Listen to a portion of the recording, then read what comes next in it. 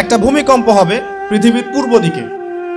পৃথিবীর পূর্ব দিক মানে এই যে ভারত, পাকিস্তান, বাংলাদেশ, শ্রীলঙ্কা, ইন্দোনেশিয়া, ঠিক আছে, এই সিঙ্গাপুর, এই যে কন্টিনেন্ট মালয়েশিয়া, এটা পৃথিবীর পূর্ব দিক। এদিকে একটা ভূমিকম্প হবে।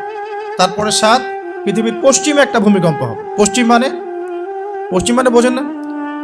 পশ্চিমা বিশ্ব না, সৌদি আরব না, পশ্চিমা বিশ্ব, ব্রিটেন, ফ্রান্স, জার্মানি, তারপরে রাশিয়ান কন্টিনেন্ট, হ্যাঁ, ইউক্রেন, এইদিকে আপনার আমেরিকা, এই পুরো পশ্চিমা বিশ্ব, এখানে একটা ভূমিকম্প হবে বড়। এবং এগুলো এমন হবে যেগুলোতে ভূমি মাটিতে ধসে যাবে, মাটিতে ডুবে যাবে। ভূমিকম্প না, ভূমিধস। 8 পৃথিবীর মাঝখানে মধ্যপ্রাচ্যে একটা ভূমিকম্প হবে, যেখানে আমাদের সো-কল্ড আমিরুল মুমিনিনরা থাকে, যারা আমেরিকা এবং ইসরায়েলের বন্ধু, এদের এখানে একটা ভূমিকম্প হবে ইনশাআল্লাহ। আর 9 ইয়েমেন থেকে একটা আগুন বের হবে। ইয়েমেন থেকে একটা আগুন বের হবে, যে আগুন মানুষকে হাসরের মাঠের দিকে তাড়িয়ে নিয়ে আসবে। আরেকটা বলেছেন 10 নম্বর, যেটা এই মুহূর্তে আমি ঠিক মনে করতে পারছি না। তো এই 10টা আলামতের কথা নবী সাল্লাল্লাহু আলাইহি ওয়াসাল্লাম বলেছেন, না হওয়া পর্যন্ত, এই 10টা আলামত না আসা পর্যন্ত কিয়ামত হবে না।